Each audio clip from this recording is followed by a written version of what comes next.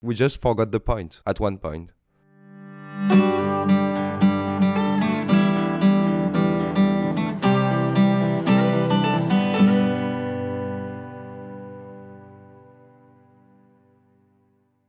Maybe the episode starts with a dark atmosphere saying, oh, we don't have follow-ups for this episode. But then it's like every follow-up episode, isn't it?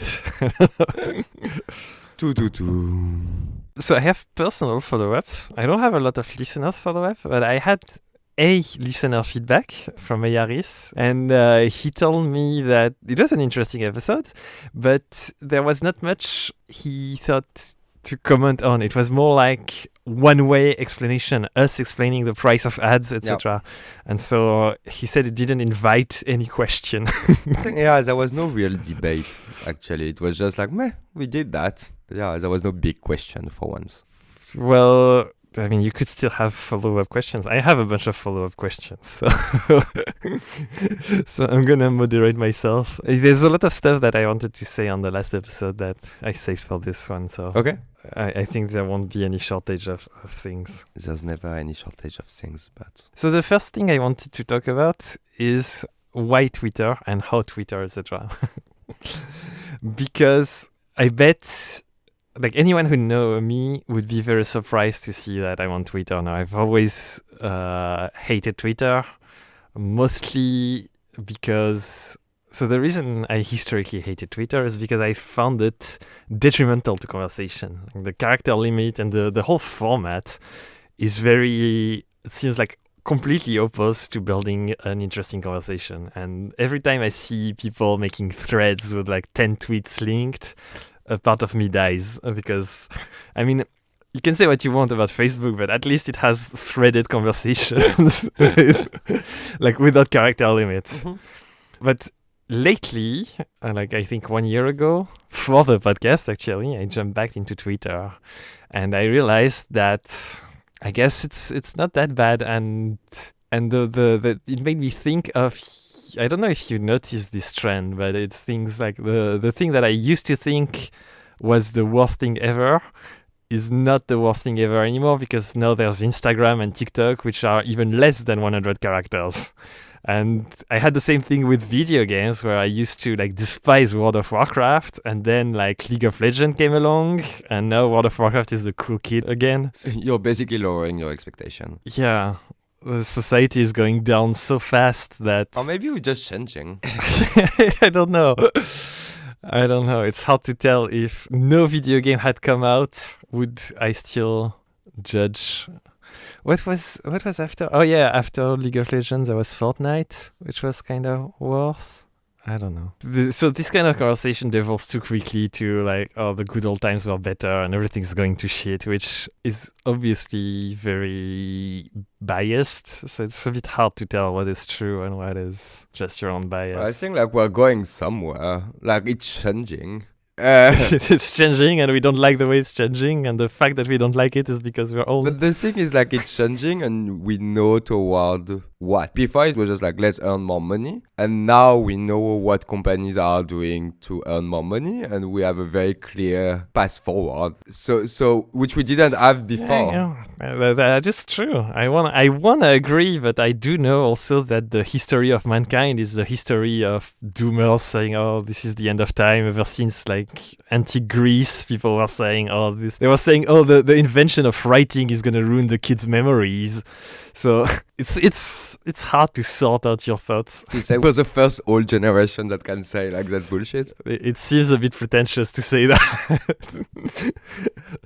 But to be honest, we are a very specific generation that lived through a change in civilization. We have a lot more information than anyone before.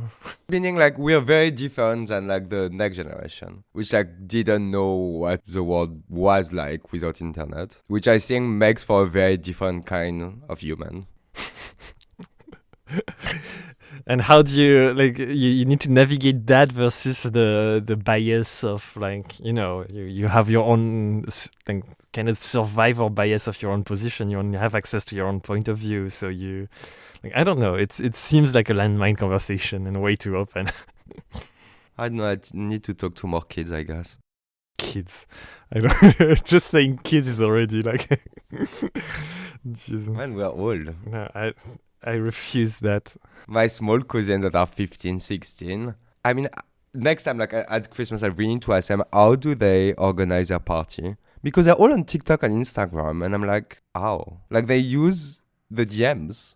And I'm like, but how do you organize people with DMs? Yeah, that's bad, but I think it's very telling. It's pretty much what I was saying about Twitter, right? Like, it's still like a very bad product, like very, very bad affordances, and people use them.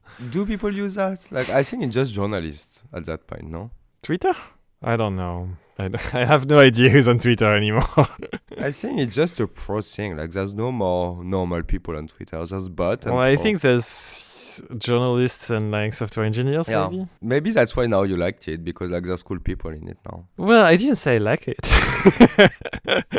I said I just like understood that there's so much worse.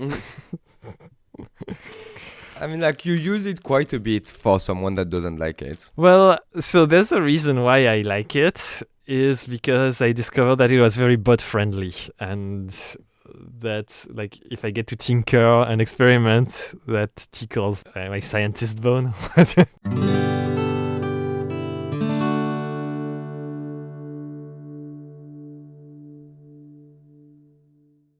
Today's episode is brought to you in partnership with a brand new technology that allows you to, by merely pressing a few buttons, change your neural structure and incept into your brain thousands of limitless worlds and adventures. Does the one real world feel too small for you? Well, never fear, you have an infinity at your disposal with our new sponsor, video games.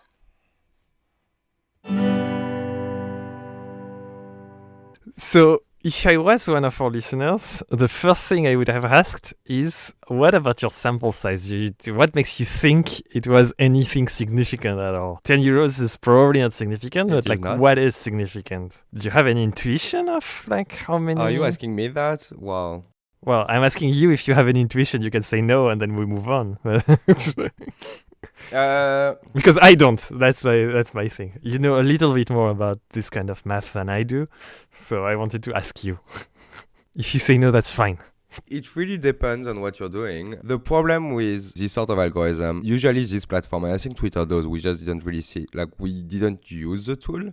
But they say if like a campaign is better than another one in a significant way or not. And why like they can do that and we can't is because we don't know the target population. Like we just don't know what is targeting at all. So we can't really know for sure if it's a good representation of something that we don't know of. How many people we reached? Okay. So because there's so many unknown, it's a bit hard to say like just a number. After that, like when you get to like the 10,000, I think you can fairly say that any result would be significant just because it works like that. You know what I mean? Yeah. No, but you're right that it's a very nebulous problem because it all depends a lot on who you're trying to reach, your samples, and what you're trying to do. So let me segue like a professional into the next topic using this pretense to give you a very concrete little exercise of stats. Wow. Okay. Tell me the sample size for this particular thing. Last time I teased that I had a lot of things to say about the way I use Twitter. Yeah. And so the first thing we're gonna talk about is follow backs. Okay. So, little intro. So, I come from Tumblr, which, incidentally, you introduced me to. So, it's all your fault. But so, on Tumblr, you kind of like randomly follow people and you follow thousands of people, etc. And it's a very wide social network, let's say. At least that's the impression I'm getting. And so sometimes when you follow people, they follow you back and you start forming friendship bonds, whatever. And so I had the idea of trying that on Twitter when I moved to Twitter, because I moved to Twitter very recently. So what I did is Twitter search for some keywords or whatever and followed some people on that Twitter search and looked at whether or not they were following me back, which gives me a percentage of follow back per Twitter search. How many data points do you think I need to make this significant? To make this percentage significant? You can say I don't know.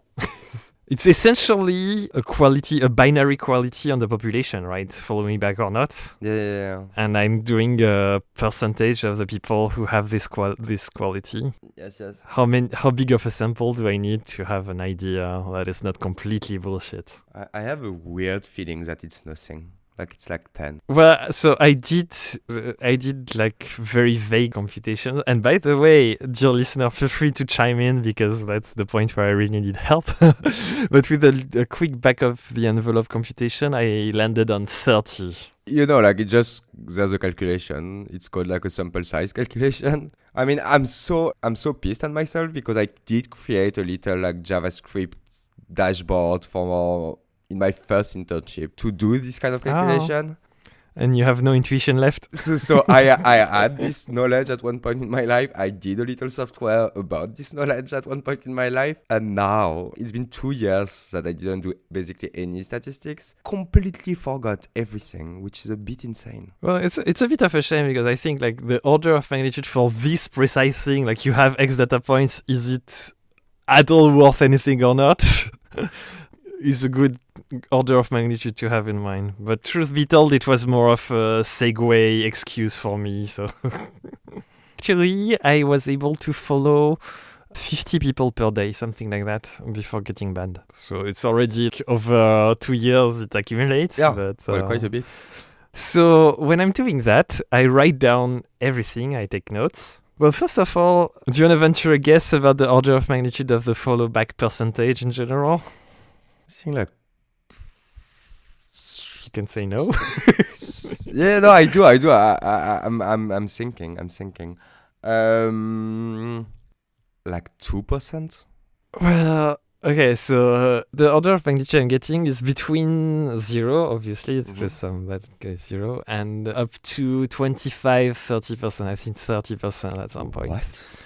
But the confidence interval probably was very big at that time. But my leaders are around 20% of follow back. Okay, you have 20% follow back? Yeah. Okay, I don't understand Twitter. Because I was like, obviously, most of them are not active. So like that removes already like for me like 70%. Well, no, if they are not active, they wouldn't show up and search. Baka. I don't know how it works. Of course they promote latest content. That's a social network. They always do that. Yeah, but I mean, it could. I don't know. Like, I'm not sure many people use hashtag psychoanalysis, for example. So like, it could just like bump up all tweets. That is true. That's something I'm contending with, and I'm looking at that too. But okay. Let's just assume for now that we're not bottlenecked by the number of tweets. Well, that's why not all searches are the same, right? That's why you see differences. Okay, so like basically what you're saying is like if you want to grow a Twitter channel, like following someone is a good way to do it. Well, that is how I did it. Okay. It's a good way up to a certain point because you can only follow 50% people per day. Yeah. I'm sure that if you buy bots, buy follower online, like you can grow it even faster. Well, if you completely cheat, obviously you can grow it faster. But is it cheating? Is it not cheating? I don't know. But that's. I'm just presenting my way of growing a channel. I mean, I think buying follower is a bit cheating. Buying follower is completely cheating. Is what I'm doing cheating? I don't know. Because I do select like the keywords and I follow the people who posted tweets that I find interesting. So like they have a choice to follow you back or not. Yeah. I would literally do the same thing using Tumblr organically. So I don't know. I think it's fine. You have my ethical stamp of approval. So to come back to what I was saying before, I follow the people. I note how many follow me back.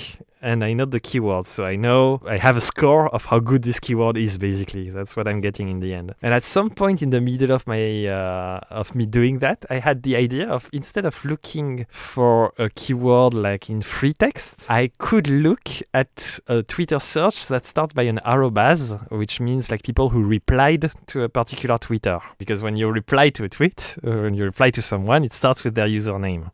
So far so good. And so the idea was that if I do do that, I will find people more engaged than random text search. I am happy to announce that I have results on that, which is if on average I get 7% of follow back without the arrobas and 9% with the arrobas. Okay, yeah, that's clearly significant. So it's not amazingly more, but it's a little more, which I was happy to see a confirmation of my intuition. Yeah. It's always nice to see your confirmation bias at work. Another thing I checked is at some point I found a Twitter that was listing all the people that are philosophers or professors of philosophy on Twitter. And in particular, Twitter is a social network, so it has the social graph that you would expect. And therefore, there is a few accounts that dominate the conversation, that the hubs of the network. So I thought, is there a difference between these hubs and the non-hub people in the follow back rate? And it turns out that not really. I got 14%, 14 and 15, 14 for non-hub and 15 for hub. I don't think that's significant. What's your actual definition of hub? The top 10 biggest, most connected, most retweeted, I think. Another interesting data point is, well, no, let's not go into that first. Let's guess which of the keywords were very efficient on the Not Daily Podcast Twitter. Ooh. I mean, if you want to guess, or otherwise I can tell you. I want to guess. Like, that's fun. So if you guess something that I tried, I can give you a number. So a keyword, I don't know, like philosophy?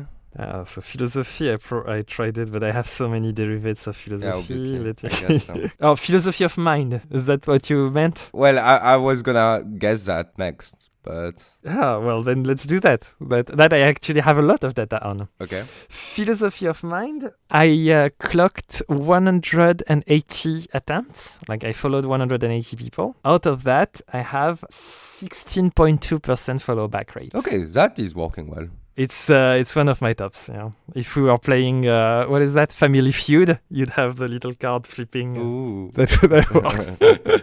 Have you tried like something with consciousness, like the word consciousness? Probably. Yes, I have uploaded consciousness. Okay. 150 data points. It's at 13%. Okay. So yeah, ever since the very start, I wanted to go niche, right? It's my hidden underlying assumption that niche content, because this is a niche content that I would like to see, so I didn't go for vague stuff, but I still went for the philosophy vibe because it yielded good results compared to, I don't know, so with YouTube related keywords I got less success than philosophy, so I quickly optimized for philosophy. Talking about philosophy, have you tried like The Good Place? As a keyword? Yeah. No, I didn't. Mostly because it's over, so I don't think people would still be talking about it Makes sense. quite as much. Though I did try a lot of people working on this show, like the people who are behind us. So The Good Place is sure, but I don't think I have Michael Sure. I don't even know if he has Twitter. But so the reason I'm talking about this is because one of the big successes in follow back that I had and that I didn't expect and that dominated my top of follow backs for a while was Ricky Gervais. Okay. The comedian who created The Office. It turns out that 18.5% of his followers follow me. It's Ricky Gervais. He's a pretty active user on Twitter, so I was able to look for his username and see the replies of people. And I actually never saw the same person twice. I saw the same person twice only in 1% of the cases, because I have that stat too.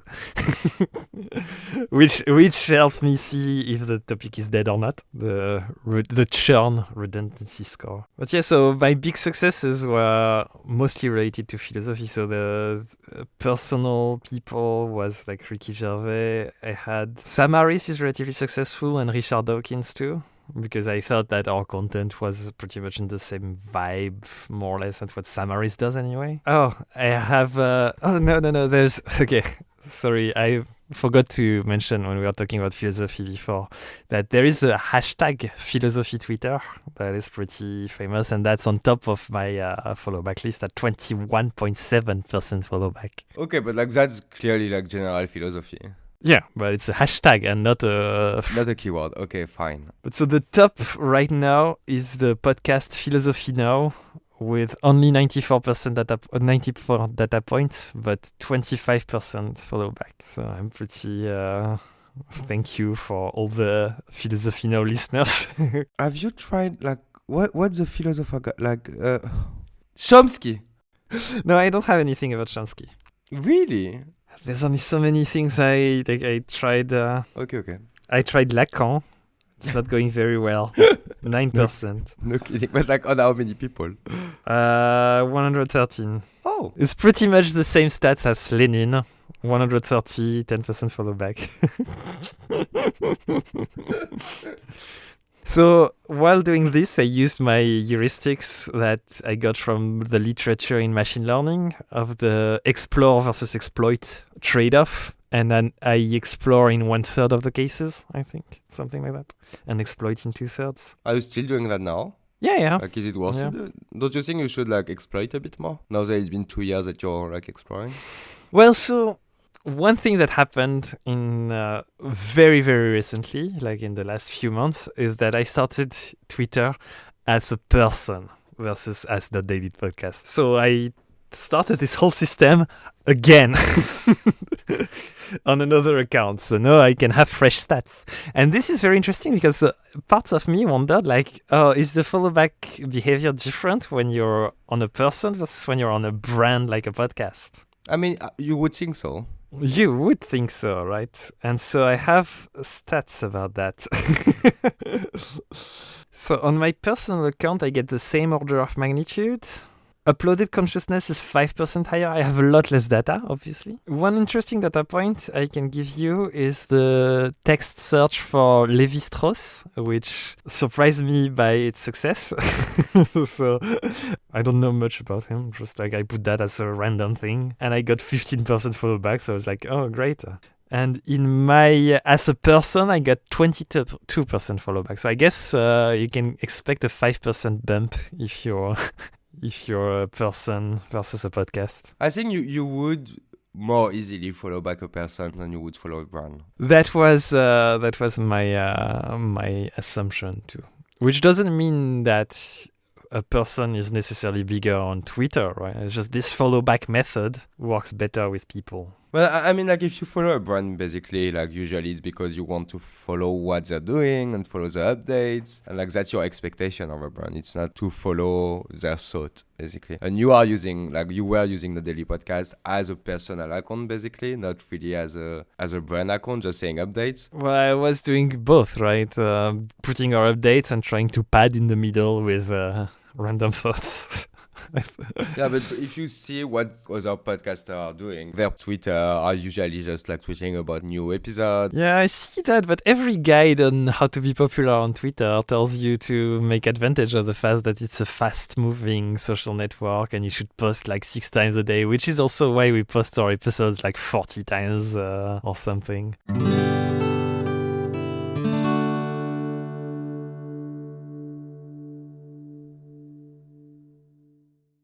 Do you ever feel paralyzed faced with a difficult choice? When there's simply too many options, it's easy to get lost. This is called choice paralysis. Thankfully, we have a solution. Thanks to this axiom developed by our top scientist Ernst Zermelo, you'll always be able to choose an element in any non-empty set. Let's talk about the content, the most interesting part. So I am obviously monitoring everything. I don't know. I like graphs. Sue me. I like spreadsheets and graphs. I downloaded pretty much all the Twitter analytics into a spreadsheet so that I can compare easily. For instance, the tweets that promotes our episodes versus the tweet that just, I'm going to say pad, like the random shit post, whatever. And I can do that because all the tweets that promote our episode are tagged with an hashtag NDP. A word about the metric, what I'm looking at when I'm looking at tweets. To me, there is 2 main things, like the reach, how many people was it shown to, like did it reach, and the engagement, like the click-through rate essentially. And if you multiply the 2, you get how many people clicked through the thing. So what I call the synthesis score. Why? So, because sometimes you have more reach, sometimes you have more click-through rate, and sometimes you have just like overall better. So, for instance, the tweets about the episodes reach pretty much the same number of people. On average, it's around 70 people that they reach. But the click-through rate, well, the engagement rate, engagement could mean like or retweet, click, I think. The engagement rate is much lower, 0.3% versus 1%. Much lower than your random tweet. So shitposts is better for engagement than promotional tweets. That is sad. That is understandable. I mean, when you try to promote something, people are reluctant as default stance versus when you give your random thoughts, people... The thing is, you're saying that it's promotion. What I'm saying is I think people also use Twitter to know what's happening. And some people might follow us to know if there's a new episode. So that's why... So I guess, yeah, the conclusion is that people follow us for the shitposts rather than the podcast. There is another interesting hashtag that I use on Twitter to single out the tweets that were generated by bots versus humans. Hashtag shitmygpt2 says. Yeah, I know that tag. And so, of course, it's not completely outside of humans. Like, I heavily select what I like in GPT-2's output. Something like 0.1% of what it gives me, make it through or something like that. Very crazy. Like, it's still essentially human. But it is textually generated by AI. Do you think the tweets generated by AI are better or not? Way better. It's true. So they have about the same reach, but the engagement is triple. 0.3 versus 1. But I've seen them and like they're so good. The issue with them is like it's not because it's written by AI, it's just because they're so curated that they're actually good posts. It's just interesting, like it's a fun little exercise. Basically. I don't think that all of the people that see it realize that it's from an AI. In fact, I had to explain it to one person, so I know that there is at least one person who didn't understand the hashtag. Really? Yeah, I mean, if you don't know what GPT-2 is, this hashtag is meaningless to you. That is true. But how are you doing that? Like, what's your process? This is an excellent question. So the tweets from shitmygpt2 says are trained on first all the other tweets that are from my thoughts. I think I throw in promotional material too, like all our tweets. And I also throw in the previous shit GPT-2 says positive feedback loop, kind of, because like there's only so much training you can do with GPT-2. But there's also a bunch of people I like / admire / think are relevant to what we're doing, like the podcasts that I think are closest to what we do. I use Sam Harris's tweets. Some tweets that I find very well written, like "Welcome to Night Vale" or "The Cryptobiologists," are really well written. Some tweets from Twitter that I think are similar to us, like the Embrace the Void podcast, Philosophy Tube, Existential Comics, who tweet that I think are insightful, let's say, funny, insightful, etc. So I throw that in the mix, I train on that, and select what comes out, and that makes a Twitter feed. And it's better than anything I could have come up with by myself, apparently, according to metrics. Well, yeah, it's interesting. So now that I have my little spreadsheet to do inquiries, you can, if you want, I can compare tweets with or without a certain word, a certain thing. So for instance, one of the things I looked at is it better to have hashtags in the tweet? Turns out that maybe counterintuitively, the reach is way better without hashtags, but the engagement is off the charts with hashtags. Okay, that is weird. Like I thought hashtag was about reaching people that was looking for stuff, basically. Well, I don't know. So one of the things that struck me when I tried it is it feels a bit forced when you use hashtags. Okay, maybe the hashtag game is kind of done. Yeah, and maybe I'm not using the right hashtags too, right? Hashtag is more like circumstantial. And I'm more like, hashtag philosophy is...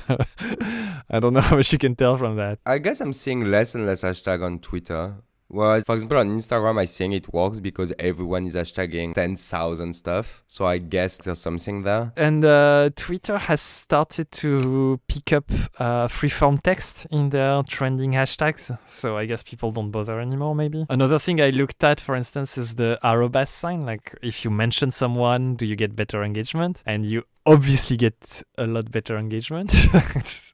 Because it's like, if you reply to someone, it's seen by all their followers. Well, it's seen by some of their followers, and they engage more with the content. I looked at stuff like if you have an exclamation mark, or if you have a link. If you have a link, is the engagement better or worse? It's worse. If you have HTTP in there. But I have the spreadsheet right now, so if you have an idea, I can try it live. Have you tried capitalism? Oh, I have tried capitalism probably at some point. And this is good because we probably have a lot of tweets with and without, so this makes it significant. So capitalism has a little more engagement and a little more reach with than without.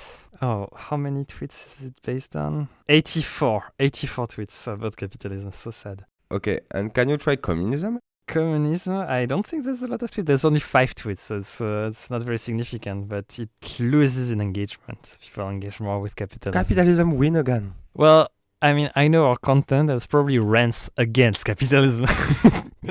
I know that people, like, I wish I had sentiment analysis because I think people do engage more with, like, negative, angry tweets and this kind of stuff. You think that capitalism is an angry world? It's judged by our audience. No, but our tweets about capitalism are more angry than our tweets about communism.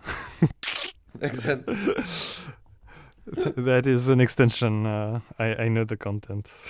Ooh, topically. Have you tried anything about meta? I probably did. That sounds like something I would do. Now it's trademarked. Well, all the tweets are probably before the trademark. There's 50 tweets about meta, and they are less performant than the tweets without meta. But they are a little bit more rich. Okay. Okay, let's see, like, philosophy. If you have philosoph without the Y, so that it can be philosophical. Wow, it's a 50-50 split. Like, it's exactly the same. Whether or not you talk about philosophy is irrelevant. It shows that, like, it's basically our base. I guess, yeah, it's ultimately it's only like the stats of people who are following us on Twitter. Exactly. Right. Okay. Have you tried Smiley? I know it might be hard, but I don't think I smiley a lot. Well, my smiley is I can try XD, but so this search is case sensitive. So okay. No, I have results with XD on 90 tweets. that's quite a bit. The 90 tweets with XD had a lot less reach, but a lot more engagement, which seems to suggest that, I don't know, maybe they were reactive to something very specific, but it seems to confirm the intuition that emotion sells, if I can put it that way. And exclamation mark also has less reach but more engagement. So I guess emotions do make for engaging tweets.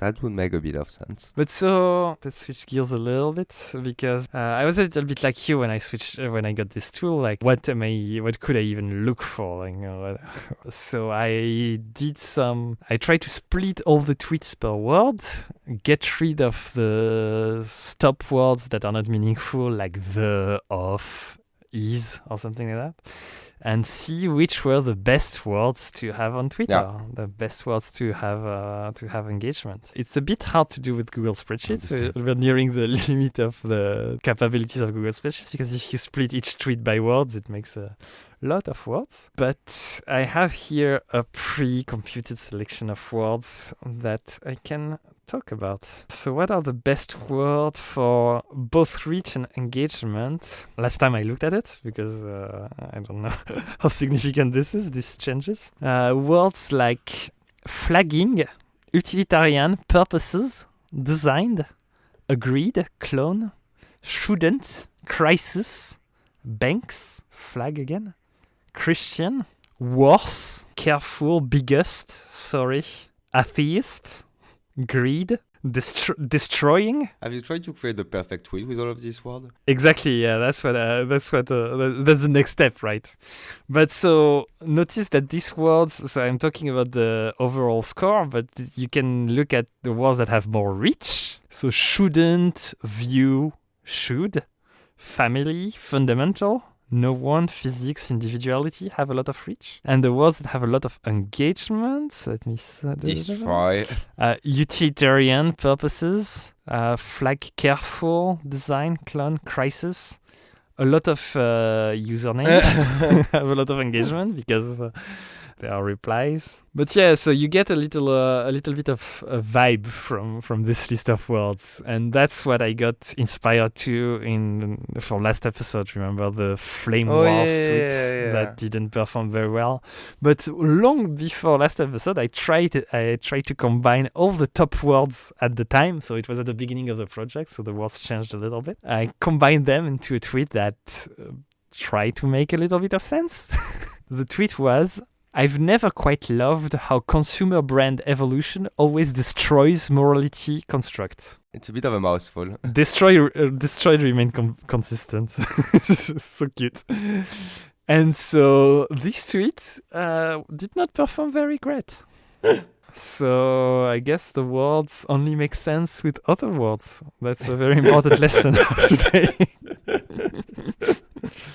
But you still get a vibe of what kind of tweet it is, like outrage, like shouldn't, stuff, very controversial topic, religion, politics, destroy, ruin, crisis. And it's funny that at this scale, you confirm what I'm sure like tons of research labs have seen by doing wide-scale analysis. But we are not impervious to that.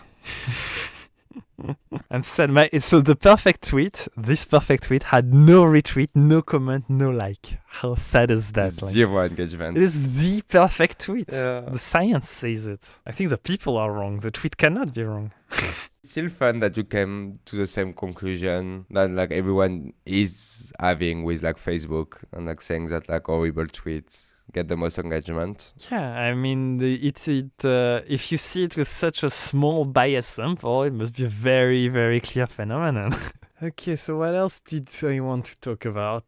I think that's all I had for the words. So I guess I had also generic conclusions that we can end with. We dived into particulars, but the first thing I looked at was obviously stuff very generic, like what time of day is best for engagement, because if you remember last episode, I do consider our audience very worldwide, and like I don't have really any insight of like I post my tweet via a bot, so it can like I'm very used to Tumblr, so I enqueue the tweets so that it can be posted asynchronously, so I can post them at any time. I don't mind. And it turns out that there is no particular best time, really. Really? That's a bit weird. Yeah, that's a bit surprising, but I mean, we are worldwide, aren't we? Yeah, that is true. I mean, there is it goes up and down, but I don't think there's any clear stuff that stands out. Not even any days? I don't know, like Saturday, Sunday versus week. I didn't do it per day. I was very worried about the time of the day because I'm not gonna say tell to my queue like wait until Wednesday. Can tell to my queue, okay, wait until 3 p.m. Why not? But I don't know. You could save your best tweet for the best days. I think that's too much effort.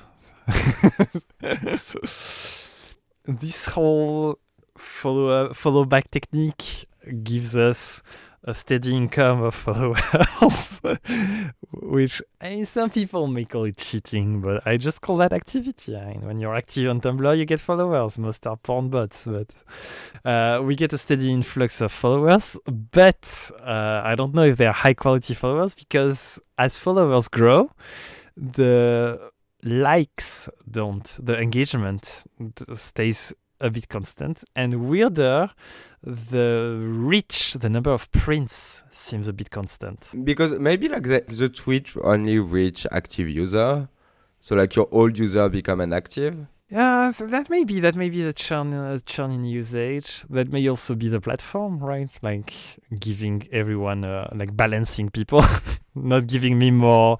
It's funny that we come to the same conclusion as everyone, that we're really at the mercy of the inner workings on the platforms.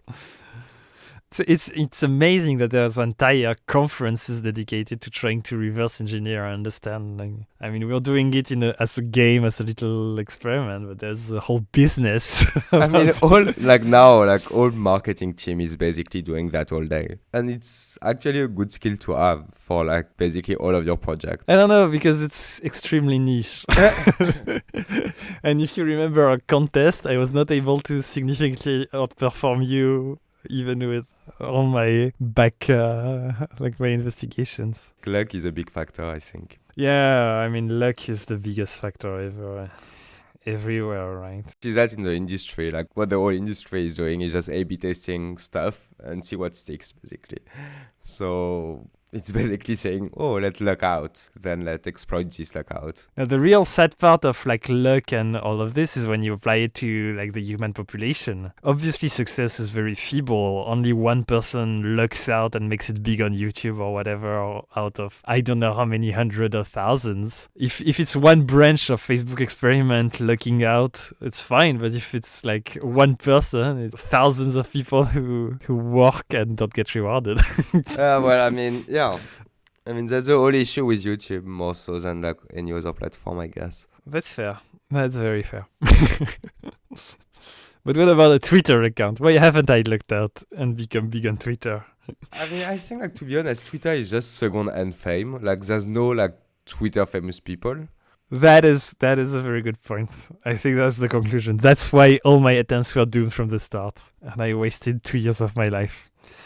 Okay, conclusion. So, don't go on Twitter if you want to become famous. Go elsewhere. Follow us on Twitter so that I feel good about my experiments and engage with our tweets. No, but click on the episodes mostly because they need love. They are not very beloved tweets. The tweets that I write like 50 tweets to promote each episode, and they get less engagement than like random thoughts generated by AI. How sad is that? So give love to those tweets and and follow us on everything. Give us more follow-up on social media so you don't have to listen to me rambling about all my experiments. Everywhere on YouTube, Twitter, Reddit, and email, though Twitter is the only platform I do experiments on. But Reddit is a better format to actually have a conversation. Reddit is like, no question, way better for conversations. Anyway, we are desperate. We are desperate for comments. Please say something. We'll pay you. Apparently. You can't do that twice in a row. That can't be our new conclusion. We'll pay you, but not tomorrow. Bye.